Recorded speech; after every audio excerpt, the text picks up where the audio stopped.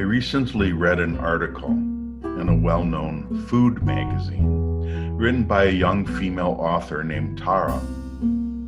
The title of the piece was a powerful one. The color of my skin is sometimes confused with the scope of my talent. Tara's article began, quote, months ago, before food media's overdue reckoning with cultural appropriation and representation moved from whisper networks to public discourse, an editor at this publication reached out to assign me a dosa tutorial. I agreed, but the straightforward ask was anything but. A dosa tutorial would, I knew, highlight my race, and as a person of color, drawing such attention makes me vulnerable.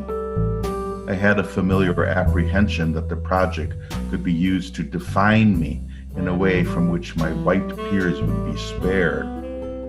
It is an unavoidable truth, but the color of my skin is sometimes confused with the scope of my talent. The more I write on the foods of India, the greater the risk I will be limited to that focus in the jobs I am offered, even though Indian food is not my chosen speciality. Tara's article went on, utilizing what is by now recognizable as the lexicon of postmodernism, even among those uninitiated in its vocabulary. Quote, this is the commodification of otherness. When your viability is categorized by minority status, opportunities are limited once a diversity quota has been met, unquote. Tara's use of postmodern, post-colonial vocabulary irritated my decidedly old-fashioned liberal sensibilities, but the worries she conveyed still rang true. I found myself sympathizing with this young Indian woman in America, being nonchalantly and insensitively asked to write an article on doses, because that, presumably, is what an Indian woman must know as an area of expertise. The idea that Tara might be better suited to write upon the preparation of lobster bisque or coq au vin perhaps could not be seen by an editor who had pegged her as the Indian food girl. Tara's epistemological language was different from my own, yet I could translate it into a concept that aroused my empathy. Tara, in her own manner, was appealing to individualism. She was making a plea to be judged upon her own skills, interests, and tastes, rather than a template of Indianness wielded like a cookie cutter. She rightly wrote of the many cuisines of India, the culinary diversity this country enjoys from Kashmir to Assam to Rajasthan to Kerala. Indians and Indian food are not a monolith.